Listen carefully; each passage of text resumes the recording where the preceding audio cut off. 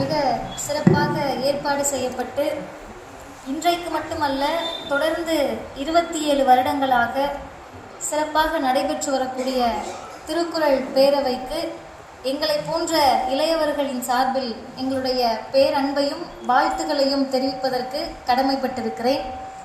காரணம், இப்போ எங்கள் வயதில் இருக்கக்கூடியவங்கெல்லாம் நீங்கள்லாம் என்னை விட சின்ன பொண்ணுங்க. ஒரு வருஷம் தொடர்ந்து படிக்கிறதுன்றதே நம்ம கஷ்டமாக இருக்கா? ஸ்கூலுக்கு போகிறதே பிரச்சனையாக இருக்குல்ல. போயிட்டு படிக்கிறோமோ இல்லையோ, ஸ்கூலுக்கு போகிறதே பிரச்சனை தானே. ஆனால் 27 வருஷம் தொடர்ந்து இந்த நிகழ்ச்சியை நடத்திக்கிட்டு இருக்காங்கன்னா எவ்வளோ பெரிய வேலை. அவ்வளோ பெரிய வேலையை சலிக்காமல் சமூக நோக்கத்தோடு செய்து கொண்டிருக்கக்கூடிய சான்றோர் பெருமக்கள் அனைவருக்கும் எங்களுடைய நன்றியையும் வாழ்த்துகளையும் தெரிவித்துக் கொள்கிறேன். இன்றைய நிகழ்வை ஏற்பாடு செய்து மிக சிறப்பாக நடத்தி கொண்டிருக்கக்கூடிய பேரவையின் தலைவர் பெருமதிப்பிற்கும் மரியாதைக்கும் உரிய ஐயா டாக்டர் புலவர் பாண்டியன் அவர்களே, தலைமை உரை நிகழ்த்திய பெருமதிப்பிற்குரிய ஐயா அவர்களுக்கும், ஒரு குறள் விளக்கத்தை பதிவு செய்த பெருமதிப்பிற்குரிய ஐயா புலவர் வேலு அவர்களுக்கும், இந்த நிகழ்வில் பங்கேற்று பெருமை சேர்க்கக்கூடிய மாணவர்கள் சுமித்ரா, சுஷ்மிதா, தியா, அகிலா ஆகிய பேரன்பிற்குரிய மாணவ செல்வங்களுக்கும், இந்த நிகழ்வில் பங்கேற்றிருக்கக்கூடிய சான்றோர் பெருமக்கள், பேராசிரியர் பெருமக்கள், புலவர்கள், மாணவர்களை அழைத்து வந்திருக்கக்கூடிய ஆசிரியர்கள் என்று அனைத்து தரப்பு சான்றோர்களுக்கும் நான் சார்ந்திருக்கக்கூடிய திராவிடர் கழகத்தின் சார்பில் என்னுடைய அன்பு வணக்கம். அருமை தோழர்களே, முதலில் ஒரு 2 செய்திகளை மட்டும் சொல்லிட்டு நான் தலைப்புக்குள்ளே போகலான்னு நினைக்கிறேன். முதல் செய்தி எல்லோருமே கற்றுக்கொள்ள வேண்டிய செய்தியாக நான் நினைக்கிறேன். ஓரளவுக்கு படிச்சுட்டாலோ அல்லது ஓரளவுக்கு முகம் சமூகத்தில் தெரிந்துட்டாலோ, பெருமை புகழ் நம்மை வந்து சேர்ந்துட்டாலோ, தலைக்கு மேலே கிரீடம் வந்துவிட்ட உணர்வு வருவது மனித இயல்பு. ஆனால் வராமல் இருப்பது தான் மனித மாண்பு. நம்ம மனித இயல்போடு இருக்கிறோமா அல்லது மனித மாண்போடு இருக்கிறோமா என்பதை அவரவர் தான் முடிவு செய்ய வேண்டும்.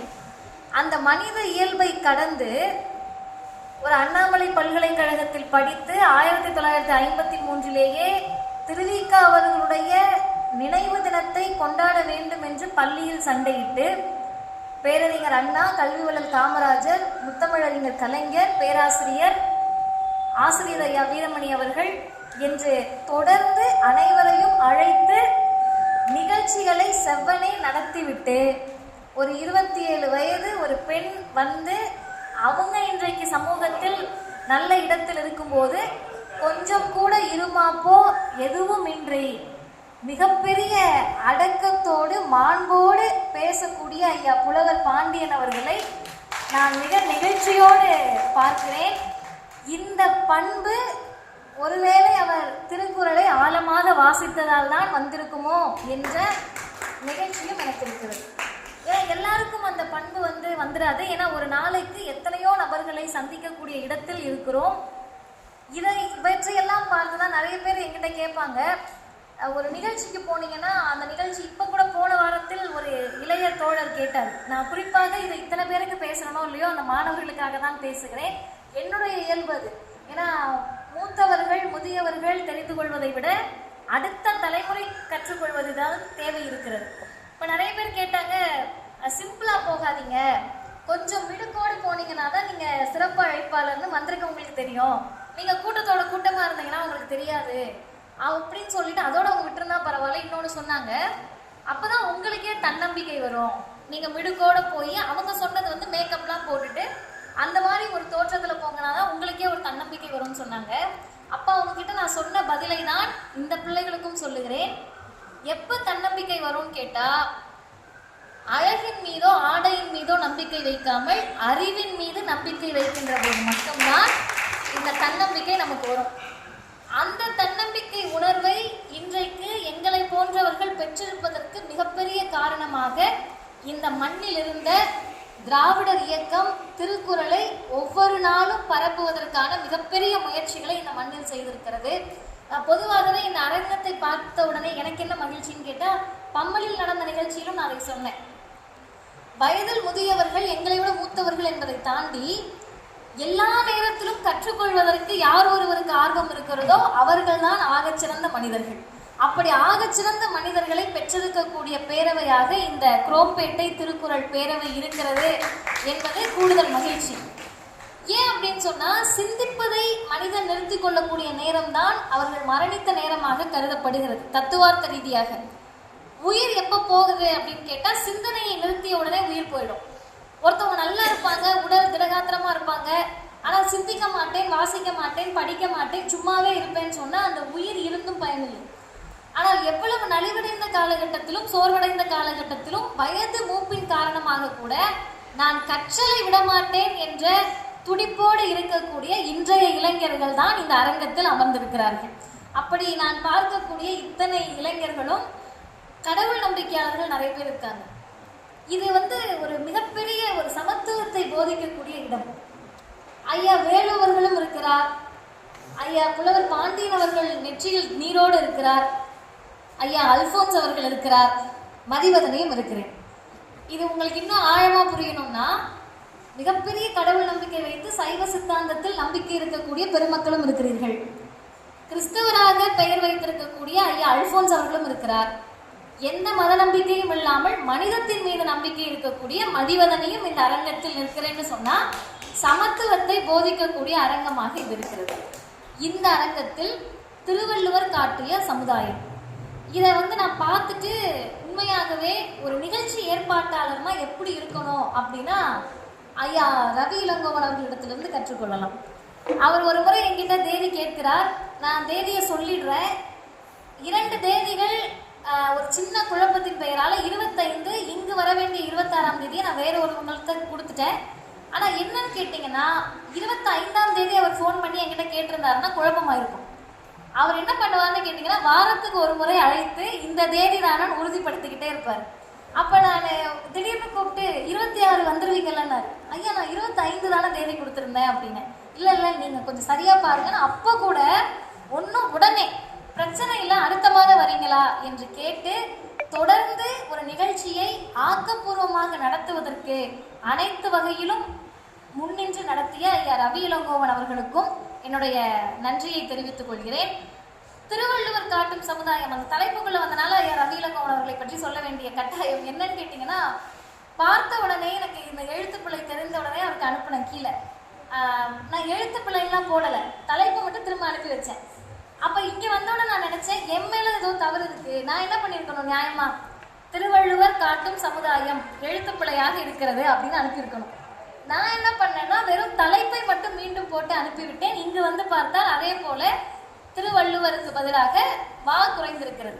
ஆனால் ஒன்றே ஒன்று தான், பெரியாரை பொறுத்த வரைக்கும் என்ன சொல்லுவாருன்னா, எல்லாரும் படிக்க தெரிஞ்சவங்க தானே கூட்டத்துக்கு வராங்க, அவங்க எழுத்தை போட்டு படிச்சுக்கிட்டோம், நீங்கள் எழுத்துக்கெல்லாம் சிரமப்படாதீங்கன்னு சொல்லக்கூடிய வழியில் வந்தவர்கள் நாங்கள்.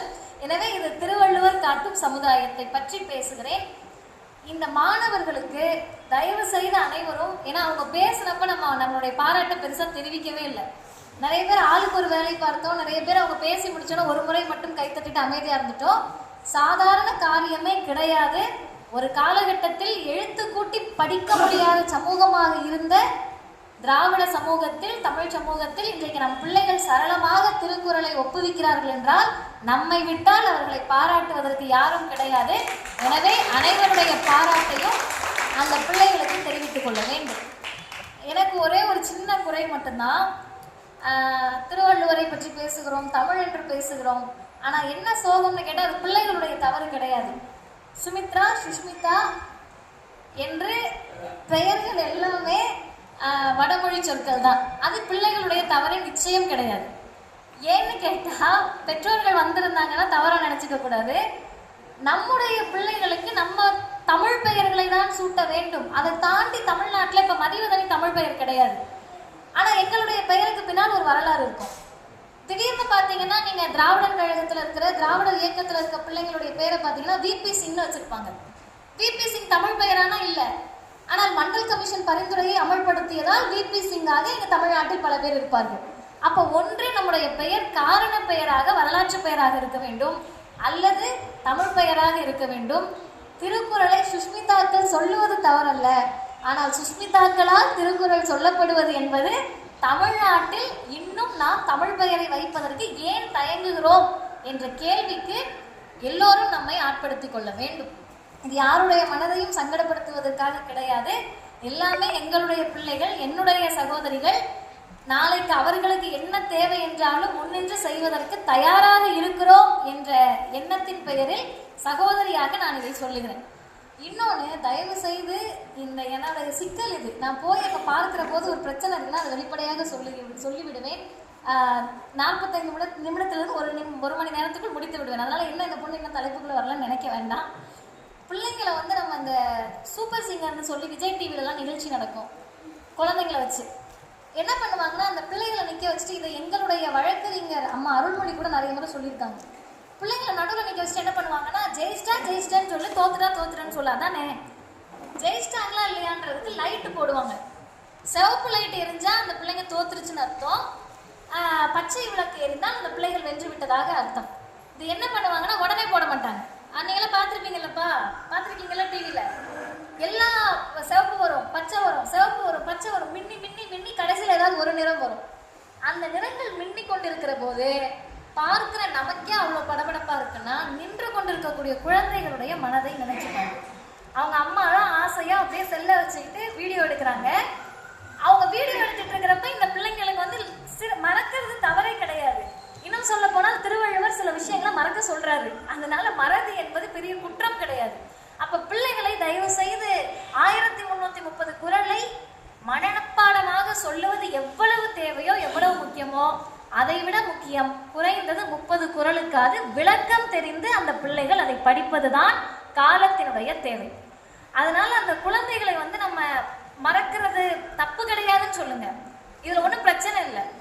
பெற்றோர்கள் தயவு செய்து, எனக்கு உங்களை பார்த்துட்டு உண்மையாவே பயமா இருந்துச்சு, வீட்டுக்கு போய் அதில் ஏதாவது திட்டிடுவீங்களோன்றதுனாலதான் நான் இப்ப இவ்வளவு தூரம் பொறுப்பு துறப்புலாம் சொல்றேன்.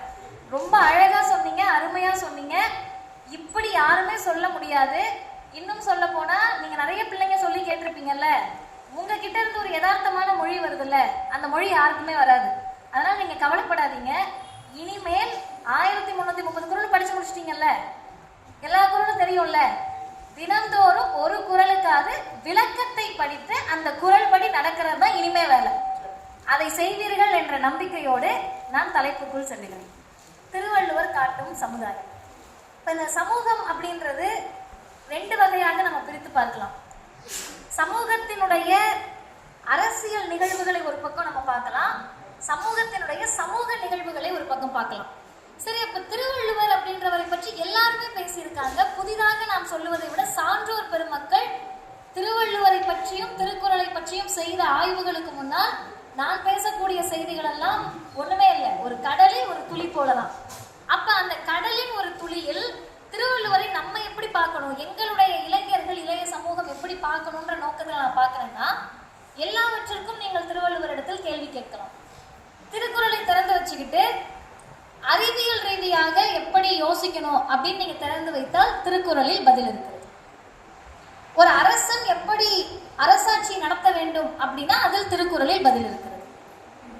ஒரு தாய் தன்னுடைய மகளை எப்படியாக வெற்றி பெறுகிற போது பார்க்கிறாள் என்பதற்கு பதில் இருக்கிறது. ஒரு காதலன் ஒரு காதலியை எப்படி பார்க்கிறாங்கன்றதுக்கு பதில் இருக்கு. அப்ப இது எல்லாம் தாண்டி அறத்தை பற்றி உங்களுக்கு தெரிய வேண்டுமா, நீங்கள் முதலில் படிக்க வேண்டிய ஒரே நூல் திருக்குறளாக மட்டும்தான் இருக்கும். அன்பை பற்றி படிக்கணுமா, திருக்குறள் தான். ஒழுக்கத்தை பற்றி படிக்கணுமா, திருக்குறள் தான். கல்வியை பற்றி படிக்கணுமா, திருக்குறள் தான். அமைச்சரவையை பற்றி படிக்கணுமா, திருக்குறள் தான். இதெல்லாம் தாண்டி இது எல்லாமே நமக்கு தெரிஞ்சது, கல்வி, ஒழுக்கம், அன்பு, அறம், இதெல்லாம். எதை செய்யக்கூடாது என்று படிக்க வேண்டுமா, அதற்கும் திருக்குறளை தான் நாம் படித்தாக வேண்டிய கட்டாயம். அப்ப திருவள்ளுவரை நாம் எப்படி பார்க்கலாம்னு சொன்னீங்கன்னா, அவரை ஒரு பெரும்பழவராக பார்க்கலாமா, பார்க்கலாம். அவரை ஒரு அறத்தை விரும்பிய மிகப்பெரிய பேரன்பாளராக பார்க்கலாமா, பார்க்கலாம். மிகப்பெரிய மனிதநேயராக பார்க்கலாமா, பார்க்கலாம். கவிஞராக பார்க்கலாமா, பார்க்கலாம். இலக்கியவாதியாக பார்க்கலாமா, பார்க்கலாம். அரசையே நெறிகாட்டக்கூடிய வகையில் இருந்த பேரறிவாளராக பார்க்கலாமா, பார்க்கலாம். அப்போ ஒரு பேரறிவாளராக, ஒரு பேர் அன்பாளராக, அறிவாளிகளாக யார் வேண்டுமானாலும் சமூகத்தில் இருந்துடலாம். ஆனால் மிகப்பெரிய அன்பை சுமப்பவராக இருக்கக்கூடியவர்களால் தான் சமூகத்தை நேசிக்க முடியும். அப்படி சமூகத்தை நேசித்ததால் தான் திருவள்ளுவரால் இத்தனை குறள்களை எழுத முடிந்திருக்கும். இது எல்லாமே நம்முடைய யூகம் தான். ஏன்னா திருக்குறள், திருவள்ளுவர் அப்படின்றதே இன்றைக்கு வரை பல புதிர்களை உள்ளடக்கியது. ஒருவர் தான் எழுதினாரா, ஒருவர் மட்டும் இவ்வளவு எழுதியிருக்க முடியுமா என்ற சந்தேகத்திற்கு என்ன பதிலாக நம்ம சொல்ல விரும்புகிறோம்னு கேட்டா, ஒருவரால் இத்தனையையும் எழுத முடித்திருக்குமா என்ற கேள்வியை தாண்டி எத்தனை பேர் எழுதியிருக்கிறார்கள் என்பது தேவையில்லாத கேள்வி. ஏன் பிரச்சனைனா, இன்னமும் நான் சொல்றேனே, திடீர்னு ஒரு பிரச்சனையை கிளப்புனாங்க. நான் 10வது 11வது படிக்கிறப்ப நினைக்கிறேன், திருவள்ளுவர் அப்படின்றத அவரோட பேர் இல்லை, அவருக்குடைய பேர் வந்து தெய்வ புலவராக தான் இருந்திருக்கும்னு சொல்லி ஒரு சர்ச்சையை கிளப்புனாங்க. ஆனா எங்களை போன்றவர்களுடைய நோக்கம் என்னன்னா, திருவள்ளுவர் என்ற பெயரோ திருக்குறள் என்பதை யார் எத்தனை பேர் எழுதினார்கள் என்பதையெல்லாம் தாண்டி தமிழர்களுக்கென்று ஒரு நூல் இருக்கும் என்றால் அது திருக்குறளாக மட்டும்தான் இருக்கும். அந்த வகையில் தான் நாம் திருக்குறளை பார்க்க வேண்டும். நீங்க இன்னும் ஒரு படி மேலே போய் பார்த்தீங்கன்னா, எல்லா நாடுகள், நிறைய நாடுகள் இருக்கிறது. இங்க ஐயா அல்போன்ஸ் அவர்கள் ஆங்கிலம் படித்துவிட்டு சங்க இலக்கியத்தில் இருக்கக்கூடிய கவிதையின் அழகியலை பற்றி முனைவர் பட்டம் பெற்றிருக்கிறார். அப்ப அவங்க கவிதையினுடைய அழகியல் அப்படின்னு சொன்னாலே யார் சிறந்த கவிஞர் அப்படின்னு கேட்டாலே மேலை நாட்டு கவிஞர்களை பற்றி மட்டுமே பேசக்கூடிய சமூகம் இது. அதுவும் மேலை நாடுகள் எல்லாம் பார்த்தீங்கன்னா கவிதைகள் அப்படின்னாலே காதல் கவிதைகளாக மட்டுமே அடக்கப்பட்டு அல்லது இயற்கையை பற்றிய கவிதைகளாக மட்டுமே இருந்த ஒரு சமூகத்தில் ஒரே ஒரு புலவர் அறம் சார்ந்த ஒரு குறளை 1330 குறளையும் அறத்தின் ஊடாக எழுதுகிறார் என்று சொன்னால் அது தமிழ் சமூகத்துக்கு மட்டுமே இருக்கக்கூடிய பெருமையாக குறளாக மட்டும்தான் இருக்க முடியும். இன்னும் கொஞ்சம் மேலே போய் யோசிச்சு பார்த்தீங்கன்னா, எல்லா மதத்திற்கும் ஒரு மத நூல் இருக்கிறது. எல்லா மதத்திற்குமே, இந்த மதம் அந்த மதம்னு கணக்கு கிடையாது. எல்லா மதத்திற்கும் ஒரு மத நூல் இருக்கிறது. எல்லா நாடுகளிலும் எல்லா மதங்களும் இருக்கிறது. ஆனால் மதத்திற்கென்று ஒரு நூல் இருந்தபோது தமிழர்களுக்கென்று ஒரு நூலாக இருப்பது திருக்குறளாக மட்டும்தான் இருக்க முடியும். ஏன் தமிழர்களுக்கான நூல் அப்ப மற்றவங்க படிக்க கூடாதா? அங்கதான் வேறுபாடு. என்னன்னு கேட்டீங்கன்னா, பெரியார் சொல்றாரு, மதம் வேண்டான்றீங்க, உங்களுக்கான மதம் என்ன என்று கேட்டால் என்ன சொல்லுவது என்று கேட்டபோது உங்களை யாராவது பார்த்து நீ என்ன மதம்னு கேட்டா குறள் மதம் என்று சொல்லுங்கள், குறள் நெறி என்று சொல்லுங்கள் என்று பெரியார் சொல்றார். என்ன காரணம்? தமிழர்களுக்கான ஒரு நூல், ஆனால் இது தமிழர்கள் மட்டுமே வாசிக்க வேண்டிய நூல் கிடையாது, மனிதர்களுக்கான நூல் திருக்குறள். இது என்ன வித்தியாசம்னு கேட்டீங்கன்னா, உலகத்தில் வாழக்கூடிய மனிதர்கள், மனித மாண்பை மதிக்கக்கூடிய அனைவரும் வாசிக்க தகுந்த ஒற்றை நூலாக திருக்குறளை நாம் இருமாப்போடு எல்லா காலகட்டத்திலும் சொல்லிக் கொள்வதற்கு பெருமைப்படலாம். சரி, இப்ப நீங்க இவ்வளோ பெருமையா சொல்றீங்களே, திருக்குறள், திருவள்ளுவர் இவ்வளோ சொல்றீங்களே, திருவள்ளுவருக்கு முன்பு இதையெல்லாம் பேசியவர்கள் இல்லையா, அல்லது திருவள்ளுவருக்கு பிறகு இதையெல்லாம் பேசியவர்கள் இல்லையா என்ற கேள்விகள் வரலாம்.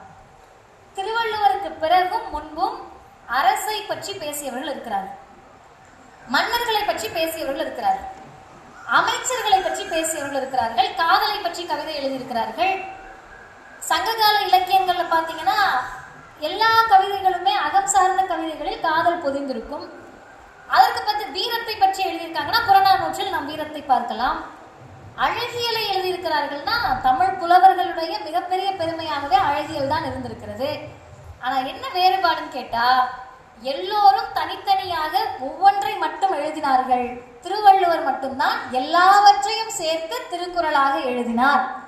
இது எவ்வளவு பெரிய விஷயம்னு கொஞ்சம் நீங்க பிரமிப்போடு தான் நம்ம யோசிக்கணும். ஏன் பிரமிப்போடு யோசிக்கணும்னு கேட்டா, இன்னைக்கு நமக்கு திருவள்ளுவர் எப்படி ஆயிட்டாரு, திருக்குறள் எப்படி ஆயிடுச்சுன்னு கேட்டா, பள்ளி பாட புத்தகத்துல ஒரு வருடத்துக்கு 10 குறளாப்பா, 10 குறள் வருமா, 20 குறளா? தமிழ் புத்தகத்துல 10 குறளை மனப்பாடம் பண்ணணும். அது வந்து மனப்பாட பகுதி, அதுக்கு பேரு. திருக்குறள்ல ஸ்பெல்லிங் மிஸ்டேக், அந்த எழுத்து பிழையோ அந்த ஒற்றுப்பிழைகளோ இல்லாமல் எழுதினால் 2 மதிப்பெண். திருக்குறளுடைய மதிப்பெண் 2 ஆக்கி விட்டார்கள். ஆனால் திருக்குறளுடைய மதிப்பெண் எவ்வளவாக இருக்க வேண்டும்?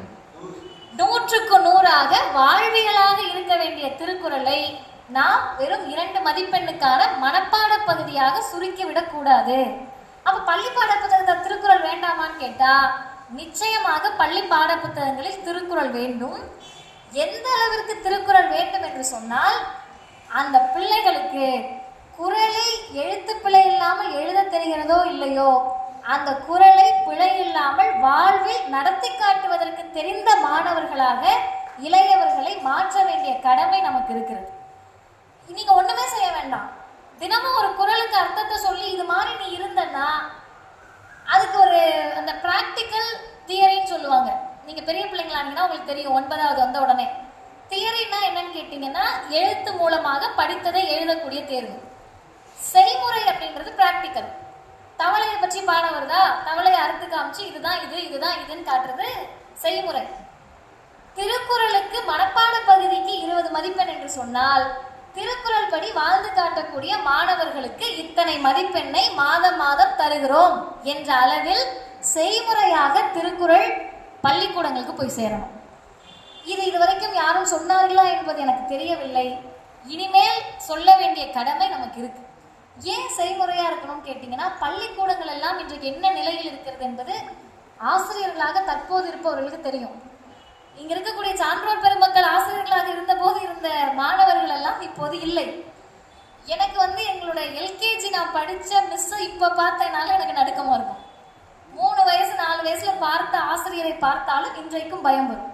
அந்த பயத்துக்கு என்ன காரணம்னு கேட்டா, பயம் மட்டுமல்ல, மரியாதை இருக்கக்கூடிய காரணத்தினால் அந்த பயம் வரும்.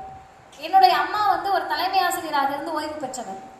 அவங்க என்ன பண்ணுவாங்கன்னு கேட்டா, தெரியாம நம்ம ஐயோ அந்த மிஸ் ஒரே தொல்லமா அப்படின்னு சொல்லிட்டோம்னா முடிஞ்சுது என் கதை. அன்னைக்கு ஒரு டீச்சரை பார்த்து எப்படி பேசுவேன். இப்ப நான் பேசுறது ஏதாவது தப்பு இருக்கா பாப்பா? நீங்க எத்தனை முறை கிண்டல் பண்ணிருப்பீங்க, ஐயோ அந்த டீச்சர் எவ்வளவு தொல்லைன்னு சொல்லி.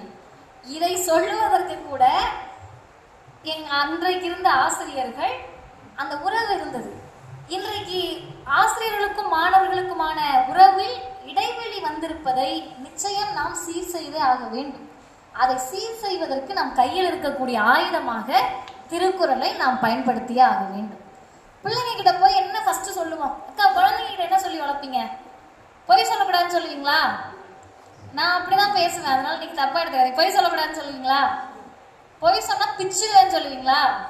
என்னன்னாலும் பண்ணு, பொய் மட்டும் சொல்லாதுன்னு சொல்லுவீங்களா? ஆனாலும் பிள்ளைங்க என்ன சொல்லும்? பொய் தான் சொல்லும். ஏன்னா குழந்தைகளுடைய இயல்பு. அதுக்கு பேர் பொய் கிடையாது. நான் எங்க வீட்டுல இருக்கக்கூடிய குழந்தைய, எங்க வீட்டுல இருக்க யாராவது என்னுடைய அக்கா மகள் அந்த 6 வயசு பாப்பாவை பார்த்து பொய் சொல்லிடுச்சுன்னா நான் திட்டுவேன். குழந்தைக்கு பொய்னா என்னன்னே தெரியாது. அதனால அது பொய்ன்னு சொல்லாதுங்க, மறைக்குது. ஏன் மறைக்குது? நம்ம மேல இருக்க பயத்துல மறைக்குது. அப்ப பயமற்ற ஒரு வாழ்வை அந்த குழந்தை வாழணும்னு சொன்னா எது உண்மைன்னு நம்ம தானே சொல்லிக் கொடுக்கணும். வள்ளுவர் சொல்லிக் கொடுக்கிறார். வள்ளுவர் என்ன சொல்றாருன்னா, எது உண்மை? உண்மைனா என்ன? பார்ப்பதை சொல்லுவது உண்மை, கேட்பதை சொல்லுவது உண்மை. கண்ணால் பார்ப்பதும் காதால் கேட்பதும், இதைதாங்க நான் பார்த்தேன், உண்மையா இதாங்க பார்த்தேன், இதாங்க கேட்டேன், உண்மையா இதாங்க கேட்டேன், அதான உண்மைன்னு சொல்றோம். ஆனா வள்ளுவர் அப்படி சொல்லல. என்ன சொல்றாருன்னா, உண்மை என்பது மனதால் கூட பொய் சொல்லாமல் இருப்பதுதான் உண்மை. எவ்வளவு பெரிய டாஸ்க் பாருங்க. மனதால் கூட பொய் சொல்லாமல் ஒரு மனிதர் இருக்கணும்னா எப்படி இருக்க முடியும்? கஷ்டமா இருக்கே அப்படின்னு சொன்னா, கணிதத்தில் நிறைய ஃபார்முலா வரும். அதே மாதிரி ஒரு ஃபார்முலாவா வள்ளுவர் சொல்றாரு. பொய் சொல்லணும், மனசால கூட சொல்ல முடியாது. கஷ்டமா இருக்குமே, எப்படி பொய் சொல்லாம ஒரு மனுஷன் இருக்க முடியும்? அவசர தேவை, ஒரு விபத்தாயிடுது, அம்மாவும் மகனும் இல்ல அப்பாவும் மகளும் விபத்துல சிக்கிடுறாங்க. நீங்க மருத்துவமனையில போய் சேர்க்குறீங்க. 2 பேரும் தீவிர அறுவை சிகிச்சை பிரிவுக்குள்ள கொண்டு போயிட்டு ஐசியூ வார்டில் வச்சிருக்காங்க. ஐசியூல இருக்கிறப்ப கொஞ்சம் அம்மாவுக்கு கண் முழிக்கிறாங்க.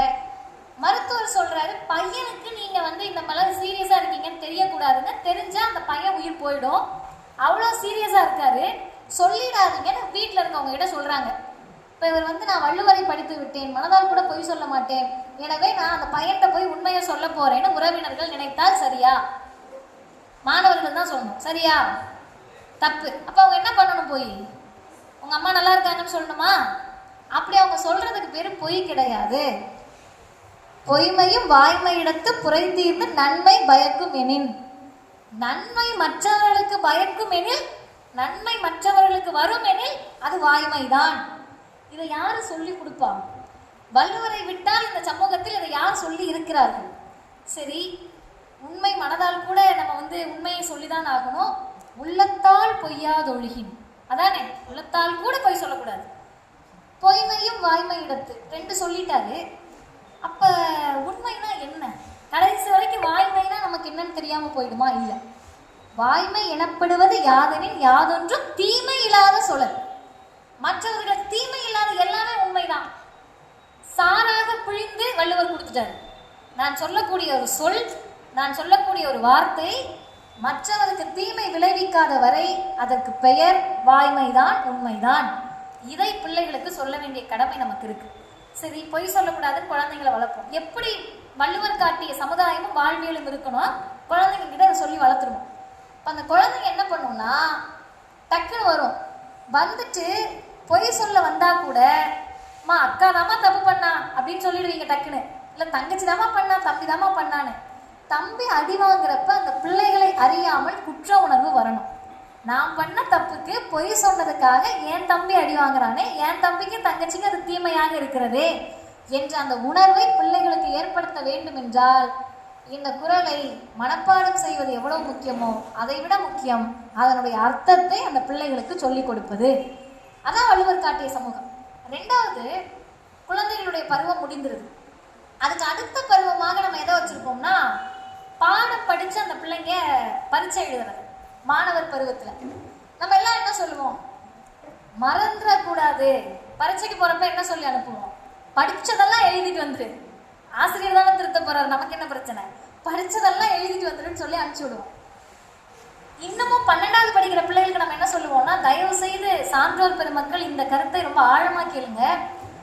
நம்முடைய கல்வி முறை என்பது, நம்மளுடைய பாடத்திட்டம் என்பது 12வது போய் அந்த குழந்தை பரீட்சை எழுத போது, இல்லை 10வது போய் அந்த குழந்தை பரீட்சை எழுத போது பயப்படுது. அம்மா எனக்கு உண்மையே ஞாபகம் இல்லைம்மா, என்னம்மா பண்ண போறேன் அப்படின்னு கேட்டுச்சுன்னா நம்ம என்ன சொல்லி அனுப்புவோம்? 10வது வரைக்கும் படிச்சிருக்கல, அதை வச்சு எழுதிடு. அதானே சொல்லுவோம் யதார்த்தமா. எனக்கும் அதான சொல்லியிருப்பாங்க. என்ன ஆனாலும் சரி பயப்படாம தெரிஞ்சதை எழுதிட்டு வான்னு சொன்ன கல்வி முறையை மாற்றி நீ தேர்வுக்குள்ள வர்றப்பயே பயந்துதான் வரணும்.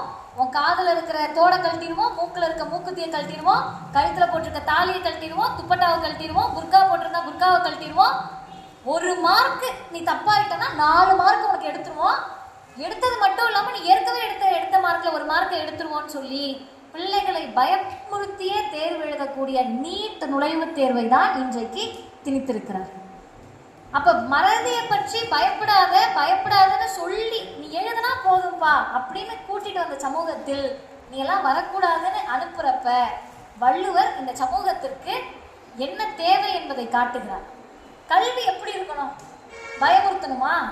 நீ எல்லாம் வா மனப்பாடம் பண்ணல, மறந்துட்டுனா உனக்கு 4 மார்க் போயிடும், நெகட்டிவ் மார்க் 1 மார்க் போயிடும், நீ எடுத்த மார்க்ல ஒன்று எடுத்துருவோம். அதெல்லாம் கிடையாது. கற்க கசடர கற்பவை கற்றபின் நிற்க அதற்கு தக. படிக்கிறது யாருனாலும் படிக்கலாம் சார், அது முக்கியம் கிடையாது. கற்றபடி நிற்கிறாயா இல்லையா அதுதான் முக்கியம் என்று வள்ளுவர் கல்வியோடு இந்த வாழ்க்கை எப்படி இருக்க வேண்டும் என்பதை காட்டுகிறார். அதற்கு அடுத்து மறதியை பற்றி சொல்லுகிற போது உண்மையாகவே இந்த குறளை பற்றி படிக்கிற போது அந்த மாணவர்களை அழைத்து வந்த ஆசிரியரை பார்த்து நான் வியந்து போனேன். ஏன்னா அவருக்கு முன்னாடி இந்த குறளை நான் தப்பாவும் சொல்ல முடியாது என்ற நெருக்கடிக்குள்ளும் ஆளானேன், உண்மையாகவே ஆளானேன். அப்ப மறவாமையை பற்றி பேசுகிற போது நீங்க என்ன விட அழகா அந்த குறளை சொல்லுவீங்க. மறவாமையை பற்றி எந்த குறள் வருது, எந்த அதிகாரம் வருது? வேணாம், கேள்வி ஏற்கனவே கேட்டு நீங்க டயர்ட் ஆயிட்டீங்க, விட்டுறலாம். நானே சொல்றேன். மறதியை பற்றி மறவாமையை பற்றி எழுதி கொண்டே வருகிற போது பொச்சாவாமை என்ற குறளை அதிகாரத்தை வள்ளுவர் எழுதுகிறார். அதுல ஒரு குறள் இந்த ஆங்கிள் ஒருத்தரால யோசிக்க முடியுமா? ஏன்னா நான் என்னுடைய இளைய தலைமுறைகளுக்கு ஏற்ற மாதிரி தானே நான் யோசிப்பேன். அப்புறம் என்ன சொல்றாருன்னா, இழுக்காமை யார் மாட்டும் என்றும் வழுக்காமை வாயின் அது வெல்லது இல், அது ஒப்பது இல். என்ன அப்படின்னு தேடி போய் பார்த்தோம்னா, யார் ஒருவருக்கு மறவாமை என்ற பண்பு இருக்கிறதோ அவர்களுக்கு எல்லா இன்பமும் வந்து சேரும் என்று கலைஞர் அதற்கு பொழிப்புரை எழுதியிருக்கிறார். இது இன்னமும் கொஞ்சம் நீங்க யோசிச்சு பாருங்க. மறவாமை மறக்கவே இல்லை, நீங்க எல்லாத்தையும் மறக்காம ஞாபகத்தை வச்சுக்கிட்டீங்கன்னா உங்களுக்கு எல்லா இன்பமும் வந்து சேரும்ன்றது சரியா தப்பா? கொஞ்சம் இன்னும் உங்களுக்கு சிம்பிளா கேட்குறேன். கெட்டதை மறந்துடும் சொல்றோமா? இதை ஒரு கெட்ட கனவா நினைச்சு மறந்துடும் சொல்றோமா? இப்ப ஏன் வள்ளுவர் எல்லாத்தையும் சரியா சொன்னவர் எல்லாத்தையும் மறக்காம இருக்கணும்னு சொல்றாரு அப்படின்னா, அதை நுணுக்கி அந்த குறளை உள்ள போய் நுணுக்கி பார்த்தோம்னா தான் வள்ளுவருடைய எல்லா குறளையும் சேர்த்து பார்க்கிற போது அரசர் தன்னுடைய மக்களை மறக்காமல் இருக்க வேண்டும், கல்வியை மாணவர்கள் மறக்காமல் இருக்க வேண்டும், இன்னும் எதை மறக்காமல் இருக்க வேண்டும் என்றால் நன்றி மறப்பது நன்றன்று. ஒரு குறளை படிக்கின்ற போது பல குறள்கள் நமக்கு ஞாபகம் வந்தால்தான் அது உண்மையாகவே நாம் வள்ளுவரை வாசிப்பதாக இருக்கும். அப்ப இந்த மறவாமையில் நன்றி மறக்கக்கூடாது, அரசர் மக்களை மறக்கக்கூடாது, கற்ற கல்வியை பிள்ளைகள் மறக்கக்கூடாது, பெற்ற தாய் தகப்பனை புகழ் வந்த பிறகு பிள்ளைகள் மறக்கக்கூடாது என்றவரை இத்தனை மறவாமையை பற்றி வள்ளுவர் பேசுகிறார். அப்ப நீங்க எல்லாம் என்ன ஆகணும்? வளர்ந்த பிறகு நன்றி மறக்கவே கூடாது. திருக்குறள் பேரவை நம்மை அழைத்து இவ்வளவு பாராட்டினாங்கன்னு சொன்னா நாளைக்கு நீங்க மருத்துவர் ஆவீங்க, பொறியாளர் ஆவீங்க, நீதிபதி ஆவீங்க, வழக்கறிஞர் ஆவீங்க, கலெக்டர் ஆவீங்க, கல்லூரி பேராசிரியர் ஆவீங்க, காவல்துறை அதிகாரிகளா மாறுவீங்க, வழக்கறிஞரா இருப்பீங்க. எல்லாம் ஆன பிறகு திருக்குறள் பேரவைக்கு நம்ம என்ன பண்ணணும்? நம்மால் இயன்றதை செய்ய வேண்டும் என்ற மறவாமை நமக்கு இருக்கணும்னு வள்ளுவர் சொல்றார். புரியுதா? அப்ப வள்ளுவர் காட்டக்கூடிய சமூகத்தில் கல்வி இருந்தது, வாய்மை இருந்தது, மறவாமை இருந்தது. சரி, இதோட வள்ளுவர் விட்டுட்டாரான்னு பார்த்தா அதற்கு அடுத்து சொல்லுகிறார் ஒரு அரசன் எப்படி இருக்கணும். ஏன்னா இவங்க எல்லாத்தையும் யார் நிர்வகிக்க போறா? அரசன் தானே நிர்வகிக்க போறாரு. அரசவையை பற்றி வள்ளுவர் எழுதின எல்லா குறளுமே இங்க இருக்கக்கூடிய சான்றோர் பெருமக்களுக்கு தெரியும். நீதிமன்றத்துக்குள்ள நீங்க போனீங்கன்னா எல்லா நீதிமன்றத்திற்குள்ளும் போனா இருக்காது, சில நீதிபதிகள் இருக்கக்கூடிய நீதிமன்றங்களில் இருக்கும். என்ன எழுதி வச்சிருப்பாங்கன்னு கேட்டா, ஓர்ந்து கண்ணோடாது இறை புரிந்து யார் மாட்டும் தேர்ந்து செய்வதே முறை இப்படின்னு எழுதியிருப்பாங்க. சில நீதிபதிகள் சில நீதிமன்றங்களுக்குள்ள இருக்கும். இது என்னன்னு கேட்டா, நான் இந்த குறளை ரொம்ப மேலோட்டமா தான் படிச்சிருக்கேன். உண்மையாவே நீங்க ஒரு நீதி கொடுக்கின்ற போது யார் பக்கமும் சாயாமல், எந்த பக்கமும் சாயாமல் நீதியை சரியாக கொடுக்க வேண்டும், நடுவு நிலைமையோடு கொடுக்க வேண்டும். இவ்வளவுதான், நமக்கு அப்படிதான் புரியும். ஆனா வள்ளுவருடைய மற்ற அரசவையை பற்றிய, அமைச்சரவையை பற்றிய, அமைச்சு பற்றிய குறளை எல்லாம் படித்து விட்டு இந்த குறளுக்குள்ள வந்தோம்னா, நம் நாட்டில் எது நிலைத்திருக்கிறதுனா சட்டம் நிலைத்திருக்கிறது, நீதி நிலைத்தில்லை. ஆனால் வள்ளுவர் சொல்லுவது சட்டம் நிலை பெறுகிறதோ இல்லையோ, நீதி நிலை பெற்று நிற்பதுதான் ஒரு மக்களுக்கு தேவையானது. இப்ப இன்னமும் நான் உங்களுக்கு புரியுற மாதிரி சொல்லணும்னா, சமூகத்தில் சட்டத்தின்படி தீர்ப்பு எழுதுகிற போது யாராவது ஒருவருக்கு அது சார்பாக முடியும், யாரோ ஒருவருக்கு அது சார்பின்மையாக முடியும். ஆனால் நீதியோடு ஒரு தீர்ப்பு வருகின்ற போது அது அனைத்து மக்களுக்கும் சாதகமானதாக வந்தே தீரும் என்ற நோக்கத்தோடு தான் நீதியை பற்றி வள்ளுவர் பேசுகிறார். எனக்கு இன்னும் நான் யோசிக்கிறேனே, வள்ளுவர் அப்படின்றவரை ஹீஸ் அ விஷனரி, ஒரு தொலைநோக்காளர். வள்ளுவரை நம்ம ஏதோ பெரும்புலவர், அவர் தெய்வ புலவர், அவர் புலவர் அப்படி பார்க்க முடியாது. பெரியாரை சொல்லுகிற போது தொலைநோக்காளர்னு நாங்க சொல்லுவோம். அடுத்து வரக்கூடிய 100 ஆண்டுக்கும் பெரியார் யோசிச்சாரு. பெரியார் தான் சொன்னாரு, நீங்க எல்லாம் கொரோனா காலகட்டத்துல ஆன்லைன் கிளாஸ் ஒன்று நடத்தினாங்களா, நீங்க செல்லுல பாத்தீங்களா? பெரியார் 1940 சொல்றாரு, முகத்தோடு முகம் பார்த்து பேசக்கூடிய கருவி உண்டாகும். அப்ப உங்களுக்கு இந்த போன், செல்போன் கூட கிடையாதுல்ல, டெலிபோன் கூட வரல. அப்ப பெரிய பிரபலமாக எல்லா பகுதிகளிலும் இல்லை. அந்த காலத்திலேயே பெரியார் சொன்னார்னா அவர் தொலைநோக்காளர்னு சொல்றோம். அதே போல திருவள்ளுவர் எப்படிப்பட்ட தொலைநோக்காளராக இருந்திருக்காருன்னா, வேலோடு நின்றான் இடுவென்றது போலும் கோளோடு நின்றான் இரவு. ஜிஎஸ்டி வரிலாம் கொண்டு வருவாங்கன்னு வள்ளுவருக்கு அப்பயே தெரிஞ்சிருக்கு. ஜிஎஸ்டி வரும், டாக்ஸ் வரும், பால் டப்பா டின்னுக்கு இன்னைக்கு ஜிஎஸ்டி வந்திருக்கு, பால் பாயிண்ட் பேனாவுக்கு வந்திருக்கு, பிள்ளைங்க எழுதுற பேனா, பால் பவுடரு, பால் விற்கிற டின்னு. எப்படி யோசிக்கிறாங்கன்னு நமக்கு தெரியல. எப்படி டின்னுக்கெல்லாம் வரி போடணுன்ற அளவுக்கு சிந்தனை இருக்கிறது, அந்த அளவுக்கு மக்கள் மீது அன்பு. அதை என்ன எழுதுறாருன்னா திருவள்ளுவர், திருடுற கொள்ளையடிக்கிறவங்க எல்லாம் பகல்ல கொள்ளையடிப்பாங்களா நைட்டு கொள்ளையடிப்பாங்களாப்பா? இருட்டுல, அது பகலோ இரவோ யாரும் இல்லாத இருட்டுல நின்று ஒரு கோலை வச்சுக்கிட்டு, ஒரு குச்சியை வச்சுக்கிட்டு, இல்ல கம்பை வச்சுக்கிட்டு, ஆயுதங்களை வச்சு மிரட்டி என்ன பண்ணுவாங்க, கையில இருக்கிறத பிடிக்கிட்டு போயிடுவாங்க. இதை கொள்ளைக்காரன் பண்ணலாம், அரசன் பண்ணக்கூடாது. பகல் கொள்ளை, ஐயா இன்னும் அப்டேட்டடா போயிட்டாரு. இரவு கொள்ளை கூட நடக்கலாமா, பகல் கொள்ளை நடக்கிறது. இதை தொலைநோக்கோடு திருவள்ளுவர் சொல்லி, ஒரு அரசன் மக்களை வாழ வைக்க வேண்டுமே தவிர அவன் மீது சுமையை திணித்து அவன் கொடுக்கக்கூடிய பொருளால் நீ அரசை நடத்த முடியாது, நடத்தக்கூடாது என்று வள்ளுவர் இந்த சமூகத்திற்கு அறநெறியை காட்டுது.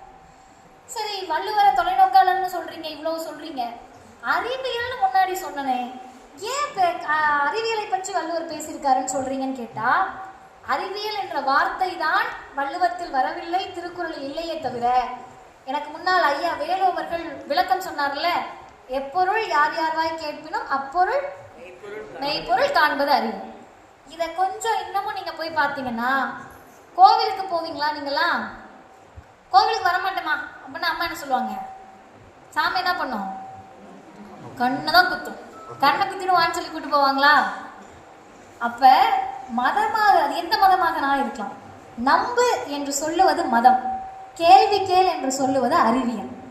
அதை வள்ளுவர் சொல்லுகிறார், எந்த பொருளாக வேண்டுமானாலும் இருக்கலாம், அதனுடைய உண்மைத்தன்மைக்கு கேள்வி கேளு. ஃபேன் ஓடுது, அம்மா எப்படிமா ஃபேன் ஓடுது, எப்படிப்பா ஃபேன் ஓடுது, அப்பாவுக்கு அம்மாவுக்கு தெரியலன்னா என்ன, சும்மா கடை ஓடுதில்ல, அதானே ஓடுது, அவ்வளோதானே. அம்மா எப்படிமா லைட் எரியுது, எரியுதா இல்லையா, அதோட விடு, பதில் தெரியலனா. ஆசிரியர்கள்ட்ட பள்ளி பாட புத்தகத்தில் கணக்கு பாத்தியாரோ இல்லை அறிவியல் ஆசிரியரோ எழுந்து கேள்வி கேட்டோம்னா தெரிந்தவரை ஓகே. ஒருவேளை தகராறாக இருந்தால் அவங்க என்ன பண்ணணும்? டீச்சர் போய் படிச்சுட்டு வந்து சொல்கிறேன்னு சொல்கிறது தவறே கிடையாது. ஏன்னா எல்லோரும் கற்றுக்கொண்டு இருப்பவர்கள். அந்த ஈகோ பிரச்சனையே தேவையில்லை. மிரட்டி அமைதியாருன்னு உட்கார வச்சா அடுத்த பதில் என்ன, அடுத்த நாள் என்ன ஆகிடுவோம்? கேள்வியாக கேட்கக்கூடாதுங்க, அந்த பொண்ணு கையாட்டுது, கேட்கவே மாட்டேங்க, நான் அமைதியாகிடுவோம்.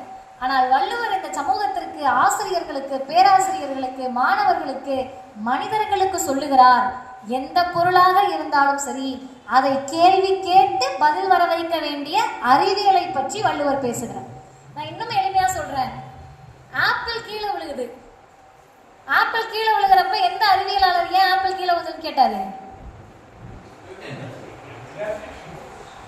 நியூட்டன். நீங்க 7வது படிக்கிறதுனால இனிமே உங்களுக்கு வரும், சரியா? என்ன பண்றாருன்னா, நியூட்டன் வந்து படுத்திருக்காராம். இந்த கதை உண்மையா நமக்கு தெரியாது, ஏன்னா அதை வந்து இதுவரைக்கும் ஆதாரப்பூர்வமா யாரும் நிரூபிக்கல. ஆப்பிள் வந்து கீழே விழுது. இவர் மரத்துல மேல பாக்குறாரா, ஏன் ஆப்பிள் கீழே மட்டும் விழுதுன்னு பாக்குறாரு. நீங்க ஏதாவது பொருளை கீழே போடுறீங்கன்னு வைங்க, மேல தூக்கி போட்டா எங்க வரும்? மேல தூக்கி போட்டா மேலேயான போயிடணும், ஏன் கீழே வருது? அதை தான் நியூட்டன் கேள்வியா கேட்கிறாரு. நியூட்டன் என்ன பண்றாரு, 2வது வச்சுக்கோங்க, ஆப்பிள் கீழே விழுறப்ப யாரோ போட்டிருக்காங்க நமக்காக அப்படின்னு எடுத்து சாப்பிட்டுட்டு போயிருந்தாருன்னா கிராவிடேஷனல் ஃபோர்ஸை பற்றி அவர் நினச்சிருக்க முடியாது, புவியீர்ப்பு விசையை பற்றி நினச்சிருக்க முடியாது. அப்போ வள்ளுவர் என்ன சொல்கிறாருன்னா, ஆப்பிள் கீழே விழுந்தா யாரோ போட்டிருக்காங்கன்னு நினச்சி எடுத்து சாப்பிடாம எந்த பொருளாக இருந்தாலும் அந்த பொருள் எப்படி வந்தது என்பதை சிந்திக்க வேண்டிய அறிவியல் மனப்பான்மை நமக்கு வேண்டும் என்பதை வள்ளுவம் கற்றுக் கொடுக்கிறது.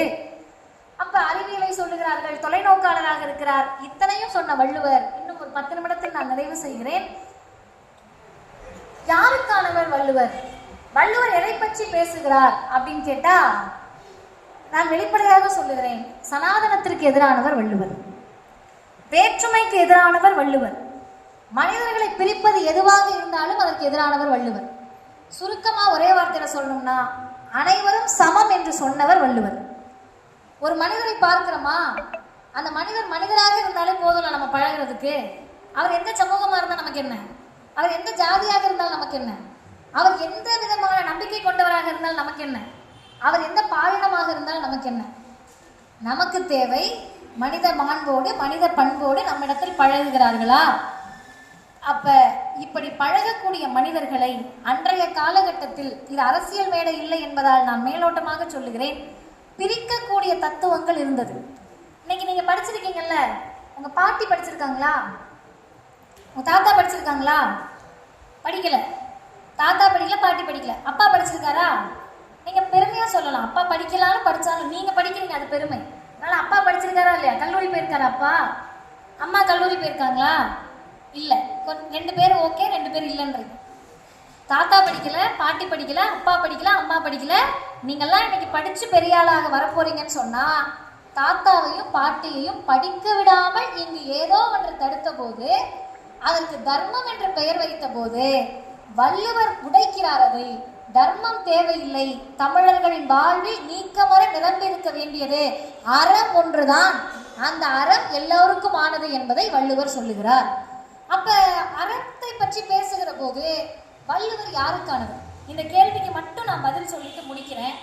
நிறைய அறிவுரைகள் சொல்லுவோம், அப்படி இருக்கணும், இப்படி இருக்கணும், நீங்கள்லாம் சரியா இருக்கணும் அப்படின்னு சொல்லி. ஆனால் வள்ளுவர் அதிலிருந்து மாறுகிறார்.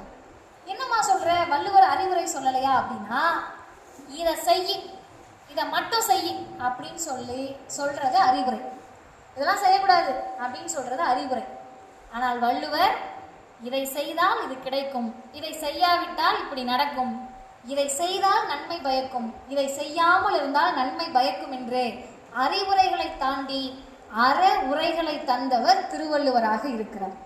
அந்த அற உரைகள் தான் இன்றைக்கு கல்வியை பற்றியும் இருக்கிறது, கல்லாமையை பற்றியும் இருக்கிறது, செங்கோன்மை பற்றியும் இருக்கிறது, கொடுங்கோன்மை பற்றியும் இருக்கிறது, ஒழுக்கமுடைமையை பற்றியும் இருக்கிறது, ஒழுக்கம் இல்லாமல் போனால் என்ன ஆகும் என்பதும் இருக்கிறது. இரவு, எனக்கு அதுதான் உண்மை ஆச்சரியமா இருந்தது. இரவு அப்படின்னா என்னப்பா, ராத்திரி தானே நமக்கு தெரியும். ஆனா இரவுன்னு ஒரு அதிகாரத்தில் இரத்தல், யாசகம் வாங்குதல், இதெல்லாம் பற்றி எழுதிட்டு இன்னொரு குறளில் இரவாமையை பற்றி எழுதுகிறார். நீங்கள் யாசகம் வாங்காமல் இருக்கிறது பிச்சை எடுக்காம இருக்கணும் அப்படின்றாரு. இப்ப நமக்கு சந்தேகம் வருது இல்ல வள்ளுவர் மேல, யாசகம் வாங்கணுமா வாங்கக்கூடாதா? நீங்க முழிக்கிறத பார்த்தா எனக்கு பயமா, சரியாதான் பேசுற அக்கா. இப்ப யாசகம் வாங்கணுமா வாங்கக்கூடாதான்னு கேட்டா வள்ளுவர் பதில் சொல்லுகிறார், வறியவருக்கு ஈவது ஒன்றுதான் ஈகை, யாருக்கு வேண்டுமோ அவங்களுக்கு கொடுப்பதுதான் ஈகை. சாமி பேரை சொல்லி, கடவுள் பேரை சொல்லி, மதத்தை சொல்லி, மூட நம்பிக்கையை சொல்லி அடுத்தவர்கள் வயிறு வளர்ப்பதற்காக நம்ம கிட்ட வந்து காசு கேட்டா அது போடுறதுக்கு பேரு ஈகை கிடையாது என்று வள்ளுவர் சொல்லுகிற போது, சரி யாரெல்லாம் அவர் கேள்வி கேட்டிருக்காரு? இத்தனை பேர் சொல்றாரு, யாரை கேள்வி கேட்டிருக்காருன்னா என்னை படைத்தவராக இருந்தாலும். ஏன்னா படைப்பு அப்படின்றது நமக்கு தெரியாது. நான் இன்னும் கொஞ்சம் ஆழமா சொல்றேன், யாரும் தவறா எடுத்துக்க வேணாம். ஒரு கிறிஸ்தவ குடும்பத்தில் நான் பிறந்திருந்தால் கிறிஸ்துவால் நான் வந்தேன்னு நினைப்பேன்.